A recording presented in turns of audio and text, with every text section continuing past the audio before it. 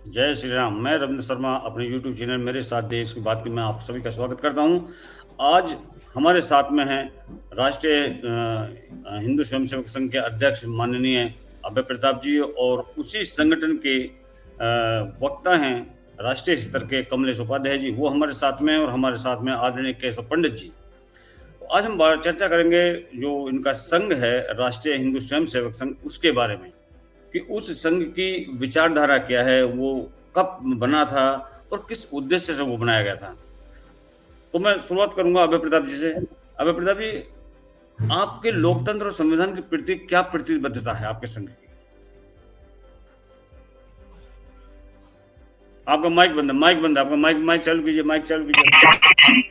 सर्वप्रथम मैं आपको और आपको बहुत बहुत धन्यवाद ज्ञापित करता हूँ कि आपने मुझे इस योग्य समझा और देश की बात में मुझे सम्मिलित होने का अवसर प्रदान किया। तो धन्यवाद करता हूँ जी। आपने कहा लोकतंत्र को लेके और संगठन की बात, तो राष्ट्रीय हिंदू स्वयं सेवक संघ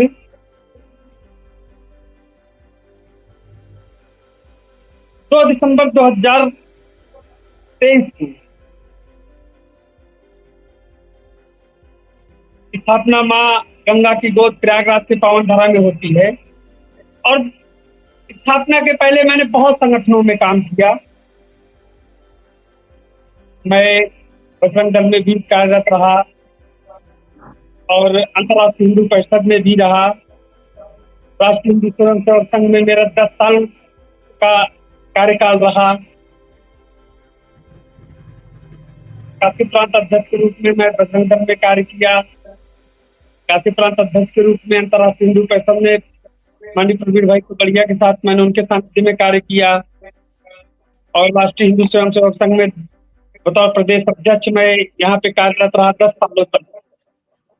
उसके बाद सारी चीजें देखने के पश्चात मैंने धरातल पे बहुत सारी चीजें देखी कि कितना विचार मन में आया कि नहीं, कुछ तो करना है अपने सनातन संस्कृति के लिए, अपने धर्म के लिए, अपने कर्म के लिए, देश के लिए। बस इन्हीं विचारों के साथ माँ गंगा के तट पे जाके माँ गंगा को साक्षी मान के हम कुछ भाइयों ने क्या की और वहां से राष्ट्रीय हिंदू स्वयं सेवक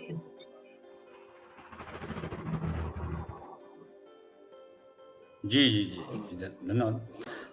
जिस तरह आपने बताया कि आप राष्ट्रीय हिंदू संगठन के साथ थे काफी दिनों तक, तो उस संगठन में ऐसा क्या हुआ था कि आपने उससे बिछड़ करके एक अलग अपना संगठन बनाया, एक अलग संघ की स्थापना की? क्योंकि वहां पर आप 1-2 साल नहीं, काफी लंबे पीरियड तक वहां पर रहे थे और वहां पर सभी आपके पूर्व परिचित लोग हैं। और शायद इस वक्त जो आपका संघ है उसके अंदर भी काफी सारे लोग हैं जो राष्ट्रीय हिंदू स्वयं संघ से आपके साथ आए हैं। तो क्या कारण था? क्या विचारधारा नहीं मिली थी, या वो जो संगठन था वो पारदर्शी नहीं था? क्या था उसके अंदर, या वो हिंदुत्व के प्रति जो कार्य करने चाहिए थे वो नहीं कर रहा था? जी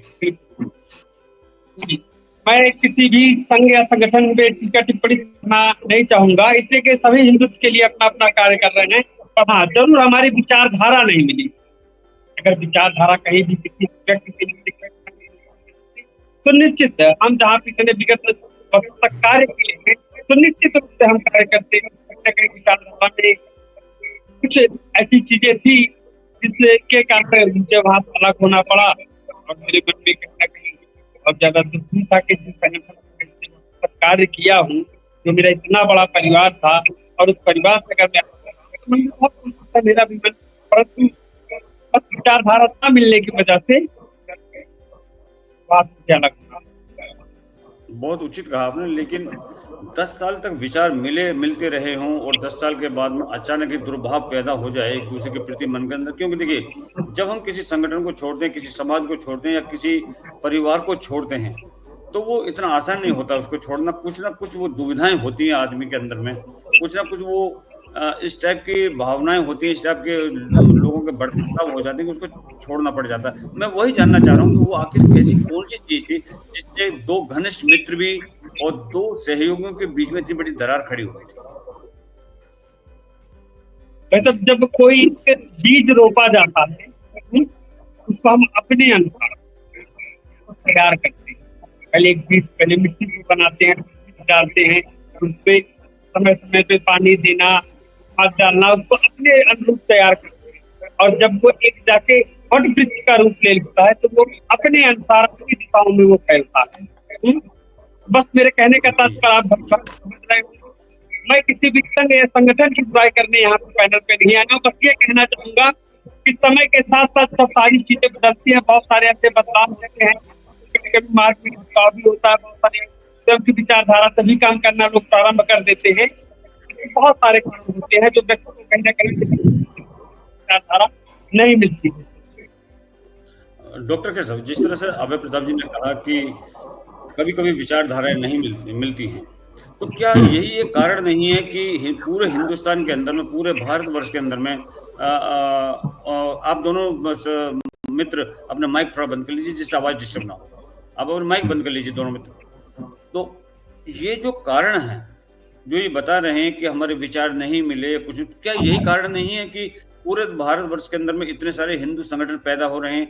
क्या आपको ऐसा नहीं लगता कि सभी का अपना अपना अहम है कि वो अपने अहम के लिए, अपने वर्चस्व के लिए वो दूसरे व्यक्ति को नीचे दबा देते हैं? डॉक्टर केशव। सबसे पहले तो आपका बहुत बहुत धन्यवाद और पैनल में जुड़े सभी मेहमानों को जो है हमारा प्रणाम। देखिए, सबसे बड़ी विडंबना क्या है कि संगठनों का मेरा भी बड़ा लंबा एक अनुभव रहा है और मैंने सदैव जो है कुछ वर्षों में ज्यादा वर्ष सीखने का प्रयास किया है। मैं नहीं मानता हूं कि संगठन से जब कोई संगठन निकल रहा है, कोई गलती हो रही है, कहीं पर कोई गलती नहीं हो रही, बस मिस्टेक हो रही है, अपराध हो रहा है। मैं ये मानता हूं ये अपराध इसलिए हो रहा है कि हमको तरीका नहीं पता है संगठन चलाने का। हमको तरीका नहीं पता है क्योंकि हम जिन संगठनों से निकल के तो आ गए, हमें वहां पर लगा कि यहाँ पर असुविधा है, लेकिन हमको ये नहीं पता था कि इस संगठन से अलग हट करके हम कैसे कुछ काम कोई कर सकते हैं। ये नहीं वहां पर जो है चल पाया। अब मैं आपको बताता हूं कि संगठन होने कैसे चाहिए थे और आज हिंदू संगठन हैं कैसे। पूरी दुनिया भर में संगठन, और उनको मैं एक जो है लाइन में आपको समझाने का प्रयास करूंगा और आपके दर्शकों को भी मुझे लगता है कि उनको समझ में आएगा। और आने वाले समय में संगठन से क्यों लोग अलग हो रहे हैं, उनको पता है समस्या है, लेकिन समस्या का हल उनके पास भी नहीं है। लेकिन समस्या का हल जिसके पास है वो आज आना नहीं चाहता है। मैं ये नहीं कह रहा हूं कि मेरे पास है, ये चीज मुझे भी बहुत सारे आगे लोगों से मिली है सीखने को। भारत में सबसे पहले जो है संगठन कुछ अंग्रेजों ने बनाया था और जिनको हम स्वयं सेवक के नाम से ही कहते थे। स्वयं सेवक को अगर आसान भाषा में कहें तो स्वयं सैनिक शब्द हुआ।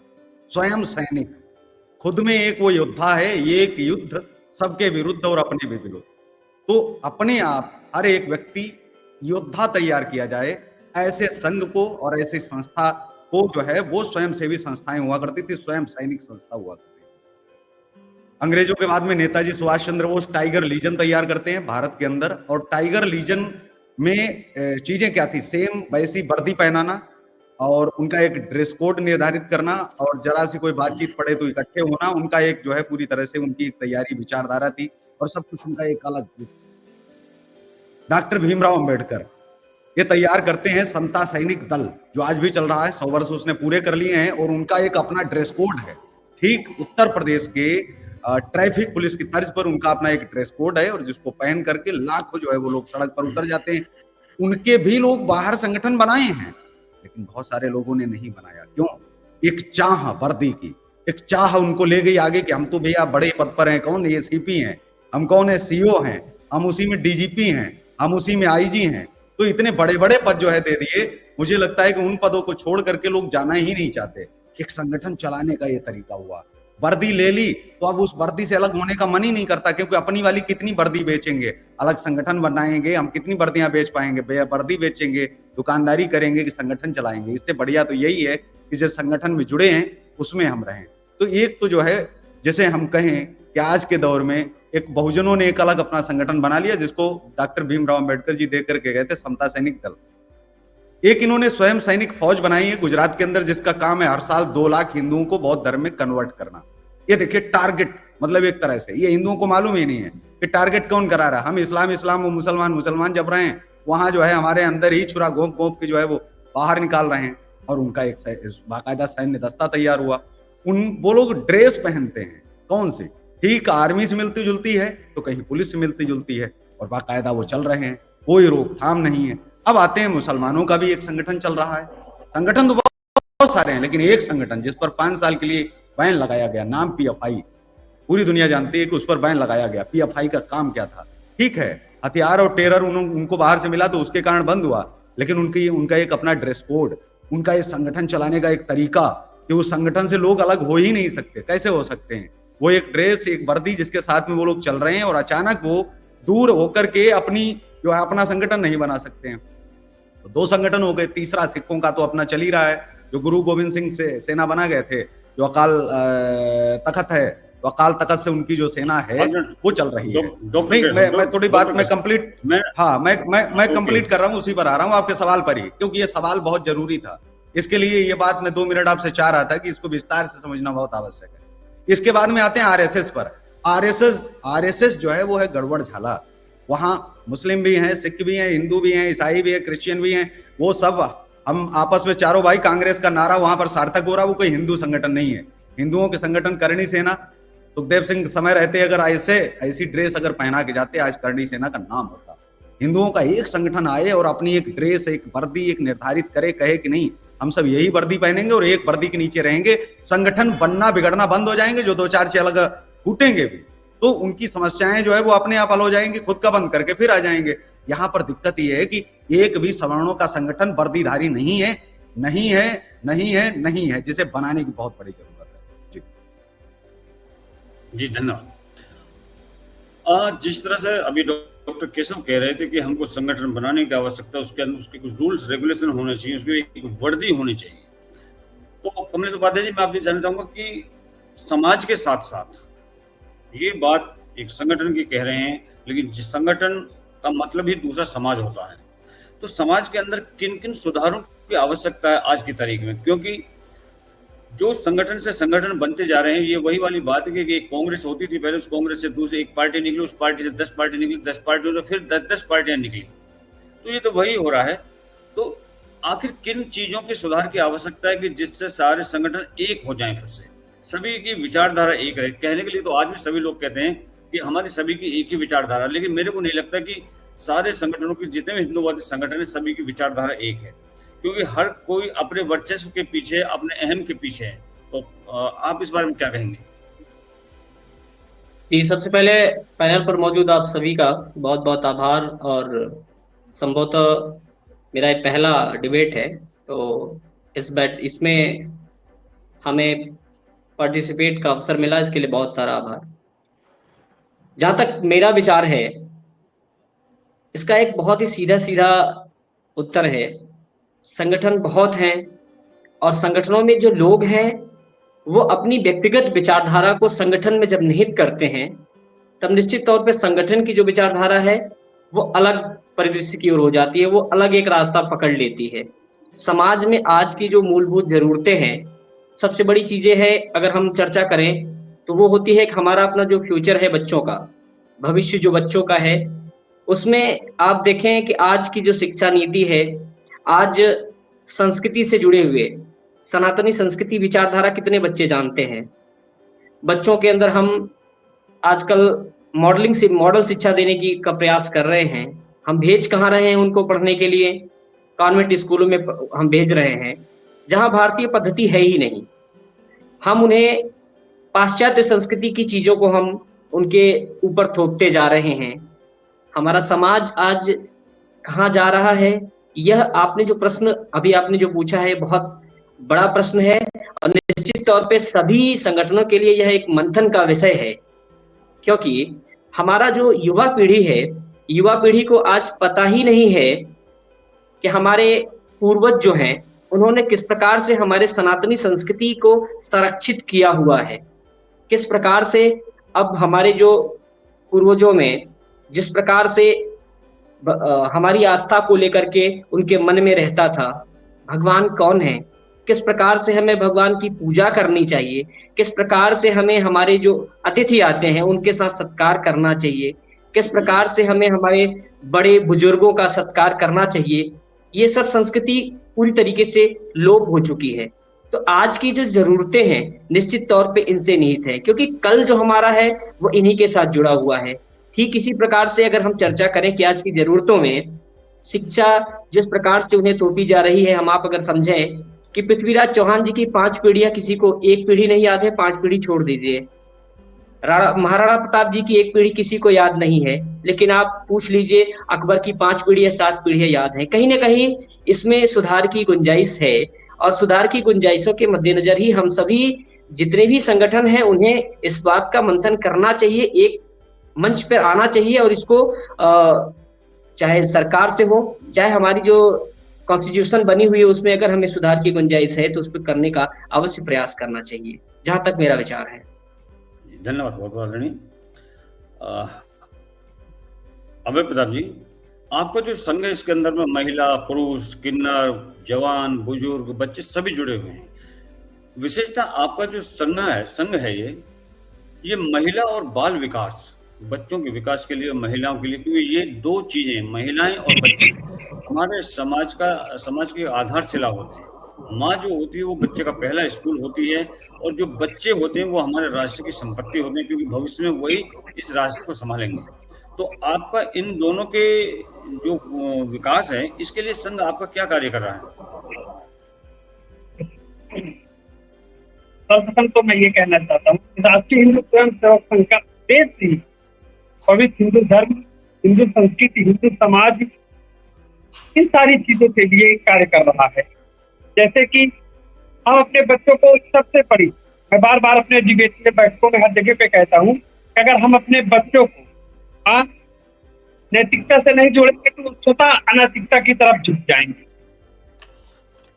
इस वजह से राष्ट्रीय हिंदू स्वयं सेवक संघ निरंतर मातृशक्तियों पे, युवाओं पे, बच्चों को अपने देश के विषय में, धर्म के विषय में, सनातन संस्कृति के विषय में बार बार प्रेरित करता है, और कहता है कि अगर कोई भी व्यक्ति, मैं तो कहता हूं कि समस्त देश के भाइयों, हिंदू भाइयों को मैं ये नहीं कहता कि राष्ट्रीय हिंदू स्वयं सेवक संघ से जुड़ना चाहिए, किसी न किसी संघ और संगठन से जुड़ना चाहिए जहाँ पे सदाचार का पाठ पढ़ाया जाता है, नैतिकता सिखाई जाती है, अपने धर्म के विषय में बताया जाता है, हमारे वेदों पुराणों के विषय में। इससे कि आज के डेट में हिंदू इतना ज्यादा साक्षर हो चुका है, उसको बस प्रातः उठना है, जल्दी जल्दी अपना टिफिन पैक करना है, अपने काम में चले जाना है, व्यवसाय में, नौकरी में चले जाना है।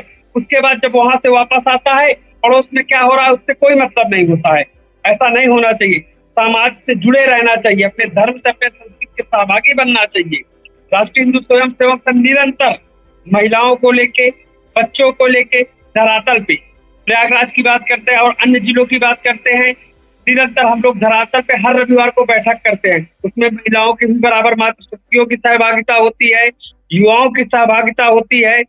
उनके साथ हम लोग हर 3 महीने में हमारा पूरा राष्ट्रीय कार्यक्रम होता है, जहाँ पे हम उनको प्रशिक्षण देते हैं। हमारे शिविर लगते हैं, 10-10 दिन के शिविर होते हैं, जिसमें मातृशक्तियां होती हैं, युवा होते हैं, बच्चे होते हैं। उनको सिखाया जाता है कि अध्यात्म क्या है, हमारा धर्म क्या है, हमारा कर्म क्या है, और इससे बहुत सारी चीजें समाज को मजबूती प्रदान करने का कार्य करती है। जी, धन्यवाद। डॉक्टर केशव, जिस तरह से कमलेश जी कह रहे थे कि एजुकेशन क्या आप ये सोचते हैं कि जब तक ये मॉडर्न एजुकेशन सिस्टम है, या कहें कि प्राइवेट स्कूल्स हैं, जब तक ये रहेंगे तो क्या हमारा शिक्षा व्यवस्था हमारी सुधर सकती है? क्या हम वो शिक्षा पद्धति ला सकते हैं जो कि हमारे देश में पहले थी? डॉक्टर केशव। देखिए, 2 चीजें हैं। एजुकेशन हमेशा जो है वो रीढ़ की हड्डी तो रही है, क्योंकि बिना नींव अगर हमारी कमजोर होगी तो निश्चित तौर पर कुछ ना कुछ होगा। लेकिन अब हम आश्रित हो चुके हैं, कुछ भाषाएं, कुछ चीजें जो अब हमें अपनानी पड़ेंगी, बीमारियों की तरह, जो कैंसर की तरह हमारे शरीर के अंदर फैल गई। हम जानते हैं उनका इलाज नहीं है, भले ही आने वाले 100-200 साल में हो पाए, लेकिन तब तक तो हमें इसके साथ जीना पड़ेगा। लेकिन अगली पीढ़ी को तैयार हमको करना पड़ेगा, उसके लिए जिम्मेदार हम ही कहीं ना कहीं हम ही लोग हैं। मैंने जैसा पहले कहा, एक ड्रेस कोड अगर लागू हो जाए इन लोगों के लिए कि आपको पहनना अनिवार्य है और आपको संगठन का हिस्सा होना बहुत जरूरी है, हर परिवार से एक बेटा दो। गुरु गोविंद सिंह की नीति पर कोई एक संगठन कूद पड़े आज, और मैं कहता हूँ 20 साल में तैयार कर लेगा, 1947 तक नहीं तो 2047 तक उसका संगठन देश का सबसे बड़ा संगठन हो जाएगा। तो अब देश का एक बेटा मांगना शुरू कर दो, काम कुछ भी करे, बस जिस समय याद करे संगठन उस समय वो खड़ा हो जाए। परिवार में एक बेटा केवल ऐसा बना जो है मांग ले कि भाई हमारे संगठन के लिए आप सदस्य बतौर आपने काम करना है और पूरे परिवार को सुरक्षित रखना है, तो मेरे साथ जुड़िए। तो पहला तो ये हो गया। दूसरा, जब हम बात करते हैं कि धर्म की और हम विद्यालय की, हम मैं तभी तो कह रहा हूँ कि हम छोटी छोटी चीजों पर बटे हुए, हम भाषा पर बटे हैं, हम क्षेत्रवाद पर बटे हैं, हम पढ़ाई बात पर बटे हैं, हम इस पर बटे हैं, उस पर बटे हैं। इन पर सब पर बटने के बजाय वो कभी नहीं बटते।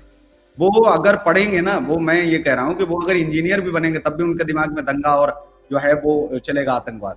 वो अगर पढ़ाई करेंगे, वो अगर कहीं प्रोफेसर भी बन गए किसी यूनिवर्सिटी में, तब भी उनके दिमाग में वही चीज रहेगी। हमारे दिमागों में क्यों हमारा धर्म नहीं रहता है, मैं ये कह रहा हूँ। उनके दिमाग में तो पूरी तरह से आसक्त है। उनको बड़े से बड़े यूनिवर्सिटी में आप भेज दीजिए और दुनिया के किसी भी देश में वो पढ़े हों, और कोई भी हमारे आड़े हमारी एजुकेशन से क्या लेना देना है। हम पढ़ लिख के गए, मान लिया कि हमने आज मॉडर्न एजुकेशन अगर हासिल कर ली, उससे हमने नौकरी कर ली, लेकिन हम धर्म से क्यों दूर होते जा रहे। धर्म के लिए तो ऐसा कारण अगर होता तो उन पर भी ये चीज लागू होती, क्योंकि वो भी तो कहीं ना कहीं इंजीनियर, डॉक्टर, मास्टर सब कुछ बन रहे हैं, उसके बावजूद भी उनके दिमाग में आतंकवाद और कट्टरता भरी हुई है। वो तो अलग नहीं हो पा रहा है। वो जरूरी नहीं है मदरसे में पढ़ रहे हैं, आज तो कम से कम 50% लोगों ने कब्जा कर लिया पूरी तरह से। अब तो वो एक तरह से जिहाद चला रहे आईपीएस आईएएस बनने के लिए। अब वो मदरसे से तो असंभव है। अब उन्होंने कहा है कि नहीं, इन विद्यालयों में पढ़िए, अच्छी एजुकेशन हासिल करिए और आईएएस आईपीएस बनकर के इस देश के जो सिस्टम पर, पुलिस प्रशासन को अपने कब्जे में लीजिए। मतलब वो अगले 50 साल की तैयारी कर रहे हैं और उनको मालूम है कि अंग्रेजी पढ़ेंगे तो ये इस्लाम के खिलाफ है, फिर भी वो हर काम करेंगे धर्म को बढ़ाने के लिए। हमारा धर्म इतना कमजोर है, छुई मुई है, कि हमने अंग्रेजी पढ़ ली तो हमारा धर्म हमसे अलग हो गया। हमने कोई 4 किताबें जो है फ्रांस, जर्मन, जापानीज कोई पढ़ ली तो हमारा धर्म जो है। हम क्यों ये बात डालते हैं दिमाग में अपने बच्चों के कि हम इतने कमजोर कैसे हो सकते हैं। हम नपुंसक नहीं हैं, अहिंसक हैं। ये चीज हमें सिखाने की आवश्यकता है। और मैं ये फिर मानता हूं कि हम एजुकेशन, भाषा, क्षेत्रवाद पर, ये छोटी छोटी बातों पर हमें कमजोर नहीं करना है। हमें लोगों को बताना है कि चाहे हम संस्कृत पढ़े, अंग्रेजी पढ़े, कुछ भी पढ़े, हम धर्म के प्रति कितने कट्टर हैं। धर्म उनका तो कमजोर नहीं हो जाता है। वो तो अंग्रेजी पढ़ते हैं, आईएएस आईपीएस बनने के बावजूद भी। आप देखिए ना, महाराष्ट्र का भी एक एडीजी पकड़ा जाता है पूर्व, और वो पाकिस्तान को खुफिया जानकारियां भेज रहा था और कट्टर पीएफआई का मेंबर था। पीएफआई में तमाम पुलिसकर्मी, तमाम पूर्व पुलिस अधिकारी, मुस्लिम अधिकारी पकड़े गए, फौज से निकले हुए लोग पकड़े गए पीएफआई के अंदर। आप सोचिए, वो तो किसी भी कहीं भी काम करते हैं, उनके अंदर कट्टरता नहीं जाती है। तो इससे मैं असहमत हूँ कि भाषा से या स्कूल से हमारी धर्म की नींवें जाकर जड़ें कमजोर हो रही, तो ऐसा धर्म हमारा धर्म नहीं हो सकता। देखिए, मैं धर्म के लिए वो नहीं कह रहा जो आप समझ रहे हैं। मेरा कहना ये है कि जिस तरह से जो मॉडर्न एजुकेशन, आप मॉडर्न एजुकेशन दीजिए, तो दिक्कत नहीं उसके अंदर में, लेकिन उसके अंदर में जो भारत की संस्कृति है उसको भी क्यों नहीं शामिल किया जाए। जिस तरह से कि मदरसे हैं, मदरसे की सरकारी सहायता से चल रहे हैं, और जितने प्राइवेट स्कूल्स हैं वो कोई भी सरकारी सहायता के से नहीं चल रहा। तो क्या ये समाज गुरुकुलों को अपने आप नहीं चालू कर सकता? क्या सरकारी सहायता की इतनी आवश्यकता है? क्योंकि सरकारी सहायता तो मदरसों को दी जा रही है। क्या हम इतने संपन्न नहीं है? पहली चीज। दूसरी चीज, अब प्रताप जी, मेरे आपसे सवाल है, क्या आपका जो संघ है वो पूरी तरह से पारदर्शी है? हर तरह का उसके अंदर में चीजें बड़ी क्लियर हैं कि आपने क्या क्या कार्य किए, क्या क्या नहीं किया, उसके ऊपर आप क्या कहेंगे? और मुझे साथ साथ ये भी बताएं, क्या हिंदू समाज आज इतना गरीब हो चुका है कि वो अपने शिक्षा संस्थान खुद नहीं चला सकता? अभय प्रताप जी। मैं सर्वप्रथम संगठन की बात करूंगा। बिल्कुल भाई साहब, बहुत अच्छी बात कही। आज के डेट में 90% संगठन इतना चल रहे हैं। मैं सभी संगठनों की बात नहीं करता हूँ, अधिकतर संगठनों की मैं बात कर रहा हूँ। एक व्यवसाय बना के रखी।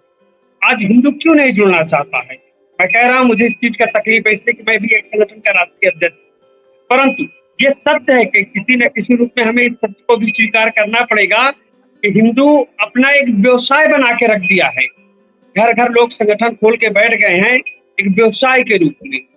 लोग संगठन बनाते हैं, लोगों को जोड़ते हैं, फिर वसूली का काम शुरू कर देते हैं, दबाव बनाते हैं कि नहीं इतना पैसा, इतना, ये सारी चीजें।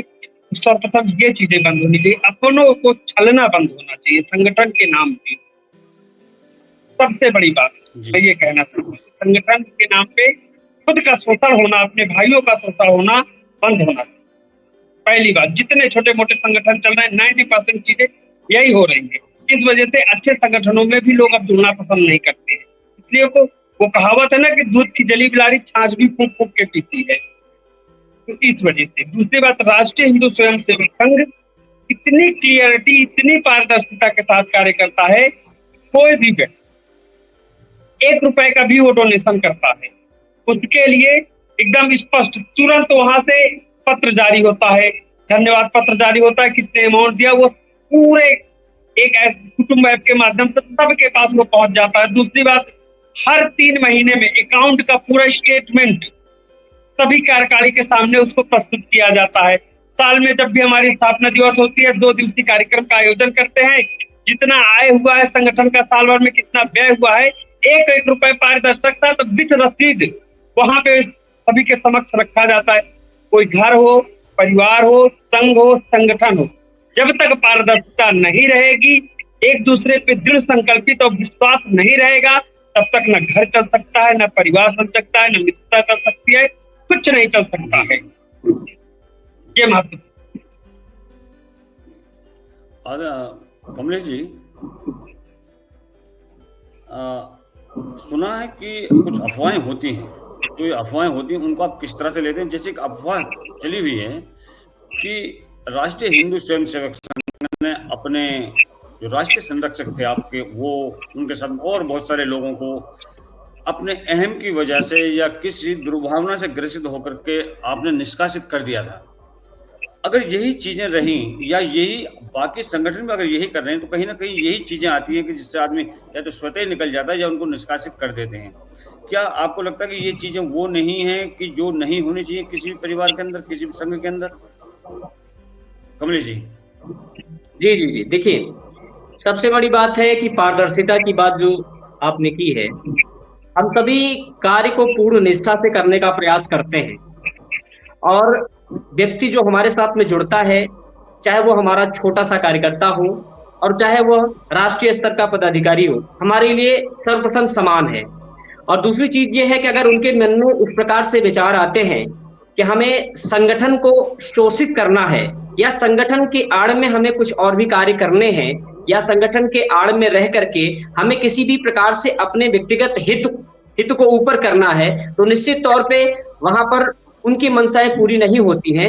और सर्वप्रथम हम सभी प्रयास ये करते हैं कि हम किसी को बहिष्कृत नहीं करते हैं, या किसी को सस्पेंशन हम कभी नहीं करते हैं। हम किसी को उनसे वार्ता करते हैं, उनकी वास्तविक विचार क्या है, और वो संगठन के साथ उनकी विचारधारा मेल खा रही है कि नहीं खा रही है, उन्हें बता दिया जाता है कि हमारी जो सोच है, हम गाय, गंगा, गीता, शिक्षा, स्वास्थ्य पर हमने जो कार्य करने का निर्णय लिया है, हम उसी पर रह करके हम कार्य करने पर हमेशा तत्पर हैं। और इसके बावजूद अगर कोई व्यापारिक उद्देश्य से अगर जुड़ेगा, तो थोड़ी दिन के बाद उसे समझ में आ जाता है कि यहाँ पर हमारी इस प्रकार की विचारधारा शायद पूरी तरीके से सफल नहीं होगी, तो अपने आप से वो संगठन को छोड़ देते हैं। और अफवाहें तो बहुत सारी होती हैं, लेकिन अफवाहों को हम बहुत ज्यादा ध्यान देते नहीं है, क्योंकि हमें अपना एक लक्ष्य हमने जो निर्धारित किया है, हम उसी लक्ष्य पर कार्य करने को हमेशा तत्पर रहते हैं, और हमारे एक एक कार्यकर्ता हमसे संतुष्ट हो, हमारा ये सर्वोत्तम प्रयास होता है। धन्यवाद डॉक्टर केशव। जिस तरह से दोनों मित्रों ने कहा कि हम ये नहीं करते, तो ये जो अफवाहें हैं, ये जो अफवाहों का बाजार समाज के अंदर चलता है, या जो भी हम सुनते हैं, ये बगैर किसी बेस के तो हो नहीं सकता। दूसरा, क्या ये जो मानसिकता है जो बता रहे हैं, क्या ये संगठन से संगठन जो बनते जा रहे हैं, क्या इसी का यही एक कारण है इसका, या कुछ और भी कारण है? डॉक्टर केशव। देखो, संगठनों का तो पैदा होंगे, विवाद तो झेलने पड़ेंगे। 2 प्रकार से बनता है कि नींव दूसरा एक घर अपना बनाया है और उसको भी दीवार अगर तैयार हो एक दीवार। बात यहाँ आती है कि देते देना चाहता है,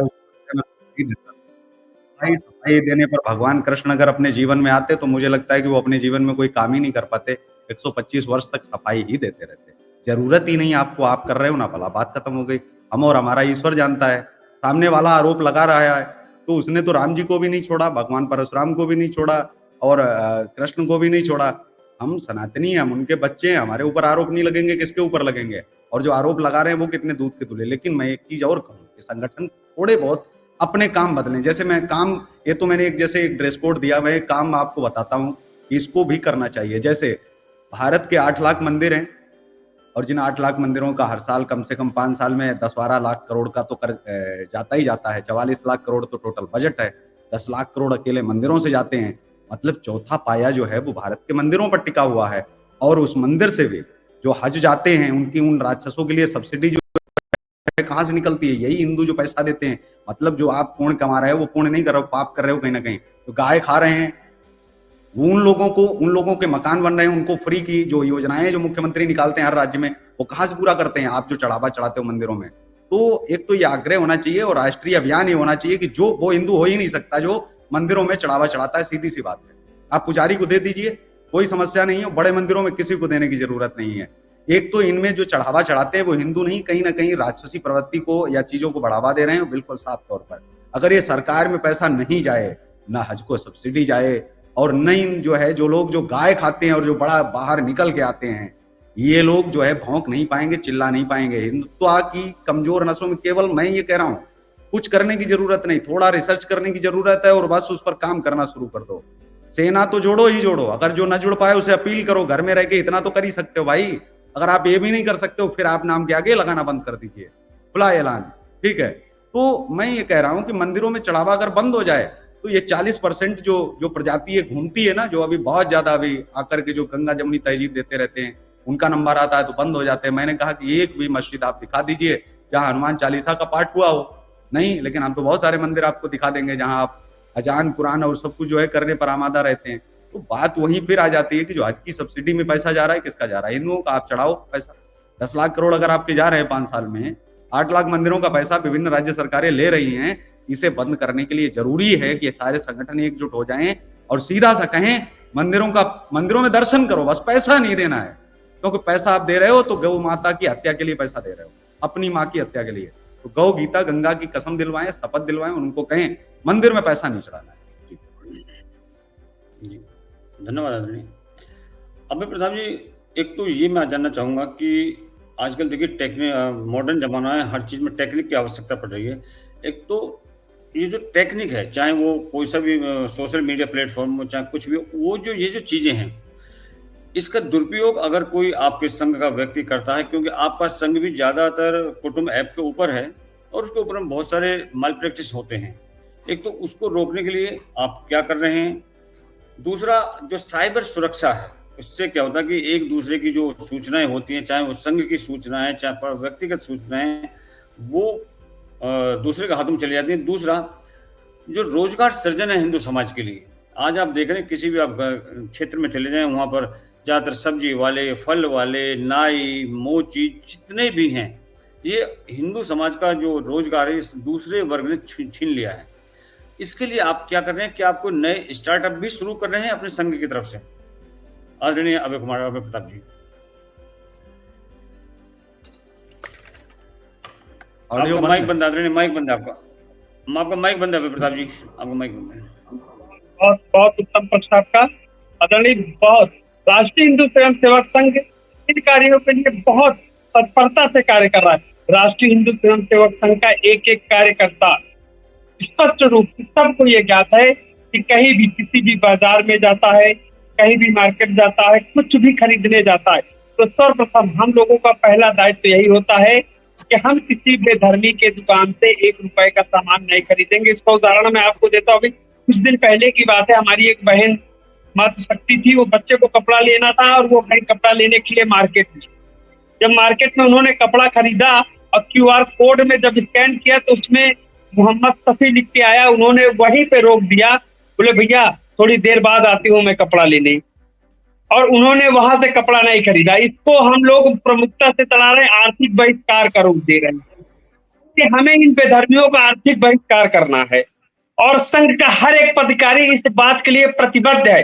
हमारे पड़ोस में अगर किसी बेधर्मी की दुकान है तो हम 10 कदम आगे जाके हिंदू भाई के यहाँ से लेंगे, ताकि वो हमारे धर्म में, हमारे कर्म में, हमारे संस्कृति विकास में काम में आएगा, न कि हमारे घर में जिहाद करने के लिए, बम फोड़ने के लिए वो कार्य में आएगा। इसलिए कि अगर जिहादियों के पास पैसा जाएगा तो सिर्फ हमारे बहन बेटियों के लिए खर्चा किया जाएगा, वो लव जिहाद में काम आएगा, भूमि जिहाद में काम आएगा, ब्लड जिहाद में काम आएगा, अन्यथा हमारे देश में, हमारे घर में बम फोड़ने के काम में आएगा। इसलिए राष्ट्रीय हिंदू स्वयं सेवक संघ का एक एक कार्यकर्ता प्रतिबद्ध है इस बात के लिए। वो बेधर्मियों से हम लोग अपनी हर रविवार को, जैसे मैंने चर्चा किया, बैठक के लिए बैठक करवाते हैं। तो हमारा उद्देश्य ही सर्वप्रथम यही होता है कि जब बैठकें होती है तो हम एक रजिस्टर मेंटेन किए हुए हैं मोहल्ले के जितने लोग आते हैं सर्वप्रथम उसमें हम उनका नाम लिखते हैं, मोबाइल नंबर लिखते हैं, उसके बाद हम व्यवसाय लिखते हैं। कोई भाई हमारा कारपेंटर होता है, कोई भाई हमारा डॉक्टर, कोई भाई इंजीनियर, कोई प्लम्बर, कुछ भी, कोई इलेक्ट्रीशियन होता है, उनका व्यवसाय हमें पता चलता है। और हम प्रतिबद्ध होते हैं कि जब भी हमारे घर में ऐसे कोई भी कार्य किए जाएंगे, हम सर्वप्रथम उन भाइयों को ही हम फोन करेंगे और उनको बुलाएंगे। इसलिए कि आज सबसे बड़ी विडंबना है नवजात की, या जो लूटपाट हो रही है घरों के अंदर। हमारे घर में जहाँ पे हमारे स्वयं के हमारे अतिथि, जो घर में हमारे बहुत महत्वपूर्ण अतिथि होते हैं, वो हमारे बेडरूम में नहीं जाते हैं, परंतु जब हमारी एसी घर की खराब होती है तो सलीम और कलीम आते हैं हमारे बेडरूम के अंदर जाके हमारी एसी ठीक करने का कार्य करते हैं। इस चैनल के माध्यम से मैं आपको संदेश भी समस्त सनातनियों को देना चाहूंगा कि आप लोग सजग हो जाइए, सचेत हो जाइए। और मैं कह रहा हूँ कि आर्थिक बहिष्कार सबसे, ना आपको जुलूस निकालिए, न रोड जाम करिए, सिर्फ आप ये समझ लीजिए कि अगर 90 करोड़ हमारे हिंदू हैं और एक हो के सिर्फ ये करें कि इन लोगों का आर्थिक बहिष्कार करना प्रारंभ कर दें। एक भी सामान इनसे न लिया जाए, इनको औकात समझ में आ जाएगी। सिर्फ और सिर्फ आर्थिक बहिष्कार। आज फल की दुकान किनकी है? जिहादियों की है। फूल की दुकान किनकी है? जिहादियों की। सब्जी की दुकान किनकी है? जिहादियों की है। आज हमारा सेन बिरादरी, नाई बिरादरी व्यवसायहीन हो गया है। गली गली में सलीम और कलीम की दुकानें खुली हुई है। हमारे जो भी बाल कटिंग के, सेविंग के दुकान है, गली गली में कारपेंटर हमारे जितने से लकड़ी की दुकान हो गई है, और हमारे जैसे लोहे की जितनी दुकानें हो गई हैं, सब हर जगह पे छोटे छोटे व्यवसाय में इनको एक जगह व्यवसाय, आप अपने घर के आसपास ये महंगा से महंगा किराए का कमरा लेके एक दुकान खोलेंगे और धीरे धीरे 1 साल के अंदर अंदर वहां पे 10 बेधर्मी आके इकट्ठा होकर दुकानें खोल लेंगे और हिंदू धीरे धीरे वहां से एकदम से विहीन हो जाएगा। कोई व्यवसाय हिंदू का नहीं रह जाएगा। ये 10 रुपए कम में अपना सामान बेचते हैं, बिहार करते हैं। इसलिए मैं आपके चैनल के माध्यम से यह संदेश देना चाहता हूँ, और राष्ट्रीय हिंदू स्वयं सेवक समूचे देश में जितने भी कार्यकर्ता हैं वो निरंतर आर्थिक बहिष्कार प्रमुखता से करते चले आ रहे हैं।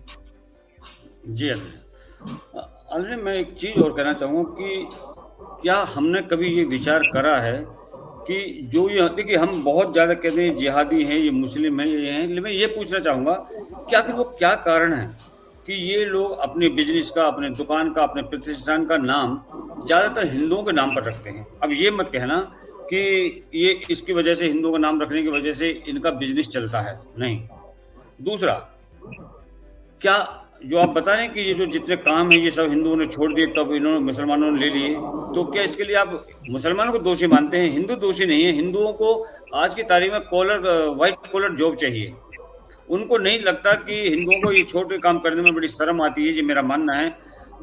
कमलेश जी, आप इसके बारे में क्या कहेंगे? क्या जो दुकानें के नाम हिंदू हैं ये क्यों? एक दूसरा, हिंदू का जो कार्य छीना गया है, इसके लिए हिंदू का व्हाइट कॉलर वर्क का इच्छा नहीं है। कमलेश जी। जी जी कमलेश जी, आप सुन पा रहे हैं क्या? जी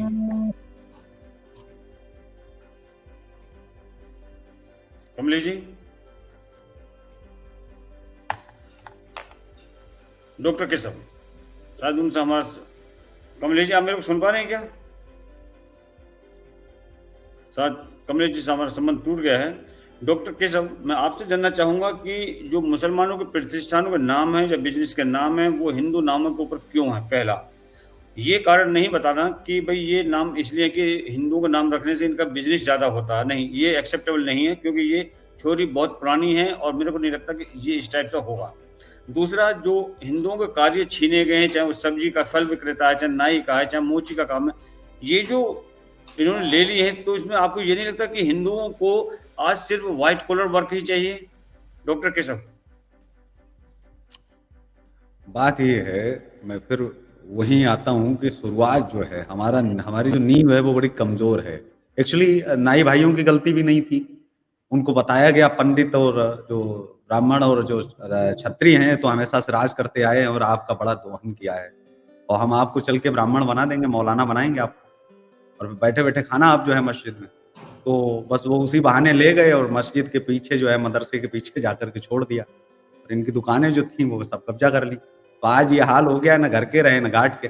तो जात पात में जो है बदलते रहे, जो जय भीम और जय भीम के जो नारे लग रहे हैं जी, डॉ- मैं उसी पर आ रहा हूँ, जय भीम और जय भीम के जो नारे लग रहे हैं डॉक्टर देश किशन, में मैं बड़ा एक खतरनाक। मैं एक सप्लीमेंट्री देता हूँ, एक जी सप्लीमेंट्री जवाब सुन लीजिएगा कि अगर ब्राह्मण और ठाकुरों या जाटों से या राजपूतों से ये लगता है कि इन्होंने ही उनको हम्म, ऊपर नहीं उठने दिया, हम्म, अगर ऐसा है तो ये तो मुद्दत से तो आज भी है, आज क्यों उनको तकलीफ हो रही है, आज क्यों वहां पर सुख से नहीं है वो लोग, हम्म।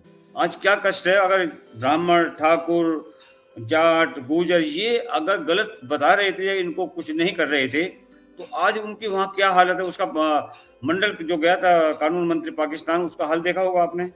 धन्यवाद, जी आप शुरू कीजिए अपना, चल रुकिए आप। भारत के अंदर समस्या पता है कहाँ है? समस्या है शंकराचार्य, संपूर्ण समस्या सनातन की। और मैं ये कहता हूं कि या तो इस समस्या को सुधार लेने की आवश्यकता है, या तो इसको बिल्कुल उखाड़ के फेंकने की जरूरत है। कहते हैं ना, जब राजतंत्र पसंद नहीं आया तो फिर लोकतंत्र को ले आना चाहिए। तो इसी तरह से धर्म में जरूरी है कि या तो धर्म में भी लोकतंत्र आ जाए और वोटिंग शुरू हो जाए, और नहीं तो क्योंकि ऐसा राजतंत्र जो उन्हीं का वही राज करेंगे, राज तो करेंगे लेकिन कुछ बोलेंगे नहीं, कुछ बताएंगे नहीं, कुछ बदलाव नहीं करेंगे, कोई काम नहीं करेंगे और राज करेंगे सिर्फ। मोदी के नाम पर इतनी चिढ़, एक शंकराचार्य थप्पड़ मार देते हैं पत्रकार को, सिर्फ ये पूछ लिया जाता है कि क्या प्रधानमंत्री बनना है इस बार। समस्या कहाँ है? कहा जाता है कि जिनके बच्चे नहीं है वो बच्चों का दर्द क्या जाने। राहुल गांधी के तो जैसे लाइन लगी पड़ी है भाई बच्चों की। मतलब आप दूसरा राजा आप चुनना चाह रहे हो और आप इधर आप ज्ञान ये बांट रहे हो कि नहीं उनके तो बच्चे हैं नहीं, तो उनको बच्चों का दर्द नहीं पता है। समझ में आता है। तो राहुल गांधी को जब बनाना चाह रहे हो, उनके कितने बच्चे हैं भाई? उनके अगर बच्चे हैं तो देश को बताओ, आप फिर झूठ क्यों बोल रहे हो?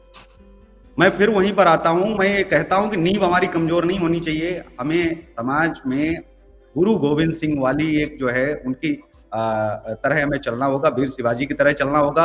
हमको सीने पर वार करने का और सीने पर वार खाने का समय चला गया कि नहीं भाई, हम उनको वो तो वार हमेशा पीठ पर करेंगे। पीठ का वार पीठ पर करो, जैसे आर्थिक बहिष्कार है पीठ पर वार है, शिक्षा का बहिष्कार है पीठ पर वार है। अगर धोखा देने से ही वो सुधर रहे हैं और वो नहीं समझ पा रहे हैं इस बात को। देखो, जो धोखा दे रहा है उसको तो धोखा मिला ही नहीं, उसको क्या पता धोखे की तकलीफ कितनी होती है, पीड़ा कितनी होती है। धोखा देना शुरू करो, गोरिल्ला वार शुरू करो। वीर शिवाजी को मानते हो? मैं तो कहता हूं कि पृथ्वीराज चौहान को पूजने की जरूरत है, मानने की नहीं। पृथ्वीराज चौहान समाज के लिए हीरो मत मानिए उनको, वीर शिवाजी को मानिए। पृथ्वीराज चौहान हमारे पूर्वज हैं, उनको मानिए सिर्फ इस बात के लिए कि हमारे परिवारों में, हमारे पूर्वजों में ऐसे भी हुए हैं जो क्षमा करते रहे हैं। बहुत बड़े बड़े जो है दानवीर हुए हैं जिन्होंने मृत्यु को भी वरदान दान में जो है दे दी। तो बात ये आती कि उनको मानने की, उनके रास्ते पर चलने की जरूरत नहीं है, ये दिखाने के लिए कि हमारे यहाँ हर तरह के लोग हुए हैं, हमारे यहाँ हर तरह के लोग हुए हैं, हर तरह के अवतार हुए हैं। लेकिन मानने की जिसको जरूरत है उसको मानिए आप। मानने की जरूरत वीर शिवाजी को है। अगर पीठ पर कोई वार करता है तो पीठ पर वार करिए, चाहे कोई कितना भी चिल्लाता रहे। मैंने कहा ना, सफाई देने की जरूरत ही नहीं है। क्यों सफाई दें? लोग इल्जाम लगाएंगे और सहने के लिए तैयार रहना पड़ेगा। जी धन्यवाद। जो मैंने सवाल किया था, मेरे सवाल को उत्तर नहीं आया। मैं उम्मीद कर रहा था कि तीनों मित्रों में से कोई एक जवाब देगा। देखिए, नहीं, जो आप सवाल कर रहे थे मैं उसी पर आ जाता हूँ। मैं दे देता हूँ, मेरे एक्चुअली दिमाग में आ गया है। डॉक्टर कैसा, उसको आप अगली बार दीजिएगा, अगले राउंड में दीजिएगा। देखिए, कोई भी व्यक्ति है वो अपनी जड़ों को कभी नहीं भूलता। जो उसकी जड़ें होती है वो उनको हमेशा याद रखता है कि उसकी जड़ें कहाँ से जुड़ी हैं। तो ये हम सभी को पता होना चाहिए कि हमारे देश का हर मुस्लिम भाई इस देश की पैदाइश से वो एक वक्त का हिंदू रहा है। उसके अंदर में आज भी वो हिंदुत्व कहीं ना कहीं है, इसलिए वो नाम रखता है। ये मेरा मानना है। दूसरा, अब मैं सीधा अभय प्रताप जी से पूछना चाहूंगा कि पहली बात तो ये अभय प्रताप जी कि देश के जो वर्तमान मुद्दे हैं उनके बारे में आपके क्या विचार हैं? एक नंबर 2, जब तक कोई आदमी सत्ता नहीं पा लेता या नहीं पाता है, तब तक वो चाहे कितना ही कुछ कर ले, एक शोर मचाने के बराबर होता है। वो नहीं कर सकता जिसको समाज की आवश्यकता है या जो वो व्यक्ति करना चाह रहा है। ये 2 चीज। तीसरा, सामाजिक और सांस्कृतिक जो मुद्दे हैं उन पर आप क्या कहना चाहेंगे? तीसरा, कि इस संघ के बाद में आप इस देश की राजनीति में अपने आप को कहां देखते हैं? अभय प्रताप जी। बिल्कुल भाई। सर्वप्रथम माइक ऑन। सर्वप्रथम तो मैं ये कहना चाहूंगा कि राजनीतिक की अभी ऐसी कोई आकांक्षा मन में नहीं है, ना कोई भाव है कि राष्ट्रीय हिंदू स्वयं सेवक संघ की तरफ से हम कहीं राजनीति के पावदान में जाएंगे या राजनीतिक कुछ करेंगे, अभी तो बस हमारा एक है कि घर घर जाके दरवाजा खटखटा खटखटा सोए हुए सनातनी भाइयों को, जो मैं ये नहीं कहना चाहता कि वो सोए हुए हैं, सोने का जो नाटक किए हुए हैं, इसलिए कि पड़ोस में कुछ भी हो रहा है उनसे मतलब नहीं है। तो राष्ट्रीय हिंदू स्वयं सेवक संघ अभी प्रतिबद्ध है एक एक व्यक्ति को गांव गांव तक जाके संघ परिवार से जोड़ने के लिए। सर्वप्रथम मुद्दा हमारा यह है, आगामी हम 10 साल का टारगेट लेके चल रहे हैं कि आगामी 10 साल में राष्ट्रीय हिंदू स्वयं सेवक संघ ये चाहता कि गांव तक घर का एक एक व्यक्ति राष्ट्रीय हिंदू स्वयं सेवक संघ का कार्यकर्ता हो। इसलिए हमने 10 साल का लक्ष्य रखा है, हमने साल 2 साल की बात नहीं की है। और हम श्री राम की कृपा रहे तो 10 सालों में हर व्यक्ति राष्ट्रीय हिंदू स्वयं सेवक संघ का कार्यकर्ता होगा।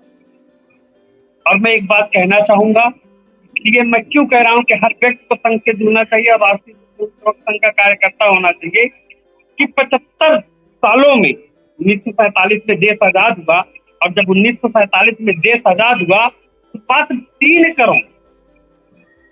करोड़ जनसंख्या थी बेधर्मियों की। मैं बेधर्मी ही कहूंगा, मैं किसको नहीं मानता हूँ। उन बेधर्मियों की 3 करोड़ जनसंख्या थी, और आज 2000 का जो आंकड़ा था उसमें जाके 30 करोड़, 10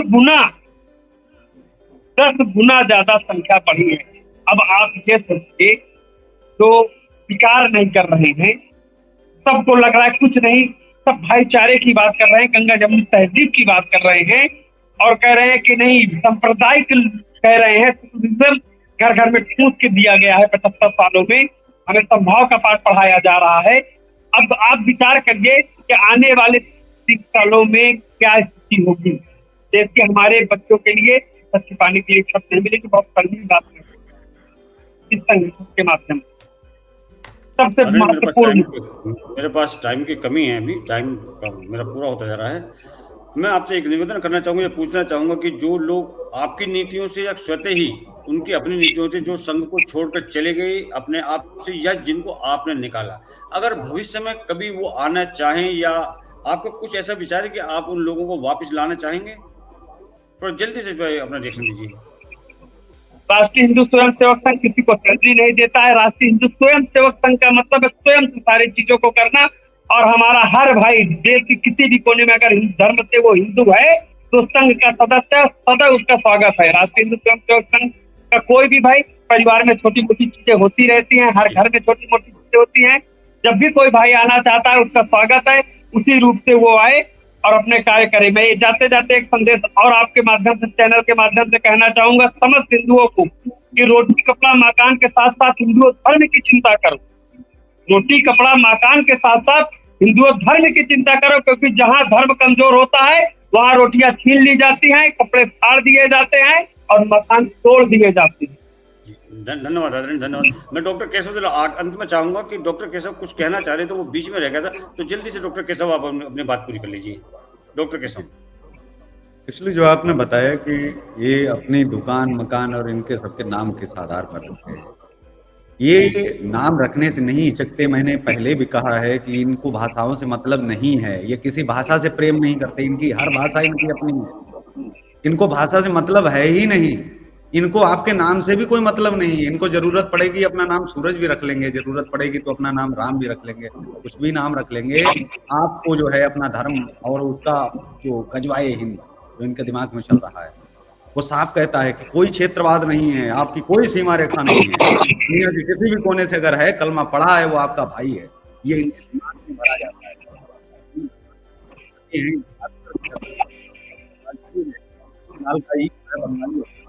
उत्तर प्रदेश से आप आए, आप दिल्ली से आए हैं, आप हिमाचल से आए हैं, पंजाब का कहता है कि अच्छा आप वहां से आए हैं, तो हमारी तो भाषाओं पर लड़ाई है, हमारी तो छोटी छोटी चीज पर हम तो छुई मुई हो गए हैं।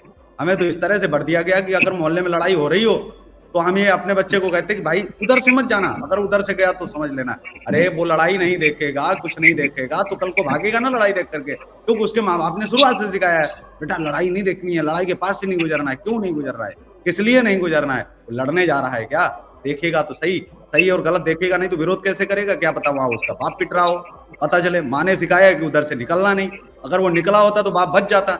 बात दिक्कत ये है कि उधर से जाना ही नहीं, ये शुरुआत से हमारे दिमाग में भरा जाता है, ये नहीं भरना है। ये सिखाना ही नहीं, बच्चों को जरूर जाना है, खड़े होना है, देखना है। क्या पता हमारा अपना मारा जा रहा हो, हमारे अपने का खून हो रहा हो, बचा तो सकते जी हैं। जी जी धन्यवाद। जी। डॉक्टर केशव आपका बहुत बहुत धन्यवाद। अभय प्रताप जी आपका बहुत बहुत धन्यवाद। कमलेश जी आपका बहुत बहुत धन्यवाद। और आज हमारी ये वार्ता हुई आप सभी के साथ, उम्मीद है कि पसंद आई हो। अगली बार हम फिर किसी और हिंदू संगठन के साथ में हाजिर होंगे। तब तक के लिए नमस्कार, जय श्री राम।